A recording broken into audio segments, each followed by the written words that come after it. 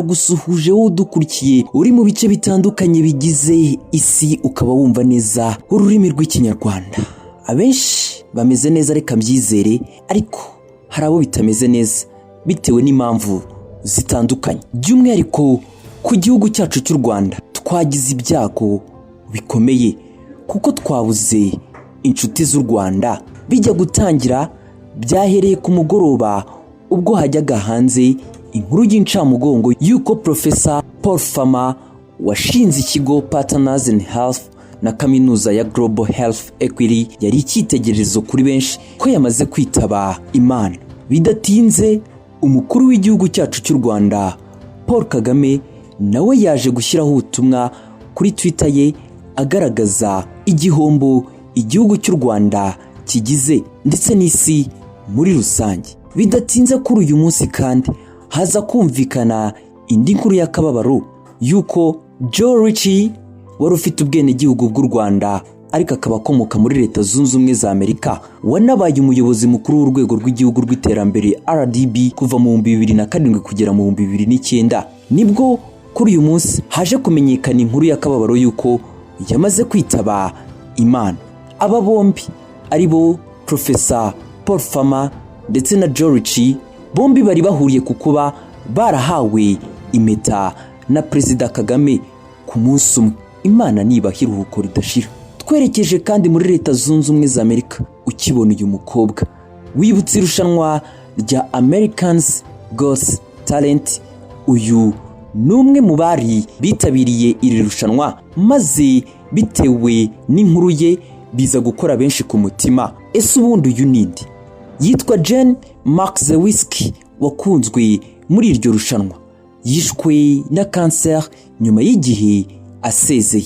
Uyu wakoreshaga izina ry'ubuhanzi rya Nightbird wanyuze benshi muri iri rushanwa bikamwongerera igikundiro, yitabye Imana azize kanseri. Icyo gihe ari ku rubyiniro yavugaga ko kanseri yamaze gufata ibice binini by'umubiri, aho abaganga bari baravuze ko byibuze asigaranye 2% byo kuba akiriho. Icyo gihe mu kuvuga iyi nkuru imbere y'akanama nkemuramaka ndetse n'abari aho muri sare biza kubakora ku mutima, ariko uburwayi bwo bwakomeje gukura. Yaje gutangaza ko asezeye burundu muri iri rushanwa bitewe n'uko atamerewe neza. Imana nawe nimuha iruhuko ridashira.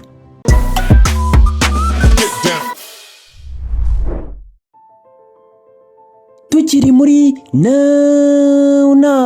mu gihe yaririmbira umukunzi we muri ubu buryo.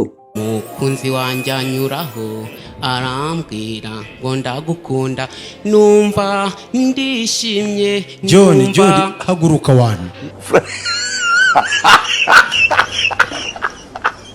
Ubundi rero kwitangira ndicara. Nako ngomba gucikiriza indirimbo yanjye. Kwizera Olivier nawe nuko nguko abigenze. Hari cyari cyo cyose ubigiye turi kumwe my baby, wenda nzikanga nakubeshye sinaba udahari.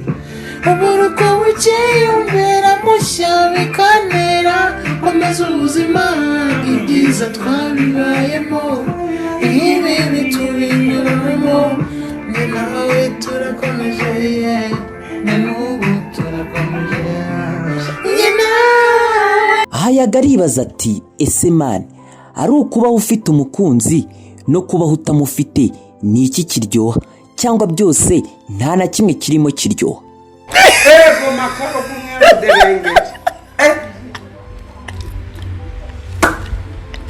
Harya uyu mukundira iki kada? Mukundira bums after bums.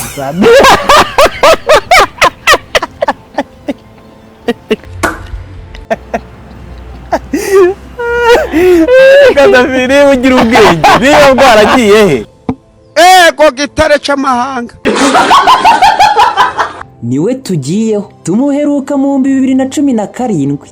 Kuri ubu ngubu reka mvuge ngo niri jambo ari kuvuga. Mana nziza wangiriye neza. Byagenze bite rero? Yarangwaga no gusenga.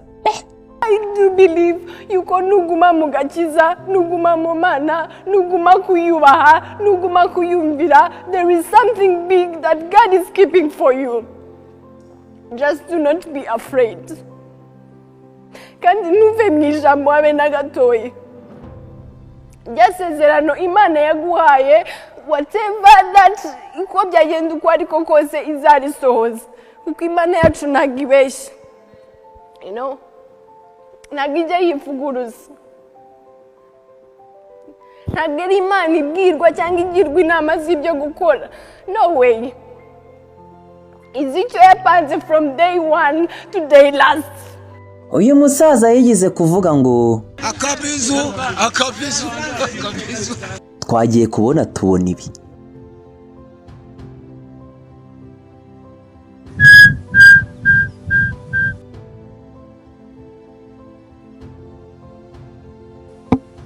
ko gitare cy'amahanga Murabibonye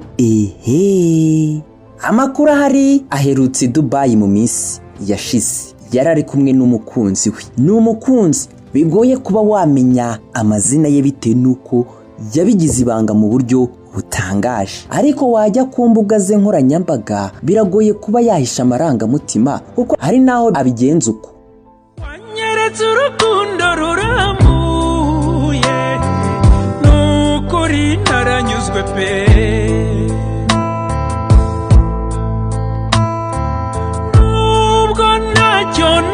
Amakuru tumaze kumenya dufite, uyu numwe mu basore batuye muri Leta Zunze Ubumwe za Amerika.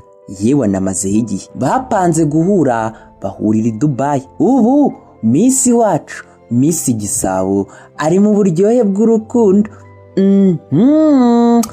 Ni now ayo namwe mu makuru yiriwe kuri uyu munsi. Amazina yanjye ni Hirwa Redemptus. Mukomeze mugire ibihe byiza muryoherwa n'ibiganiro tuba twabateguriye. Naho ku munsi w'ejo nyaboneka mwibuke gukora subscribe aho munsi, mujye mukomeza muryoherwe n'ibyo tubagezaho.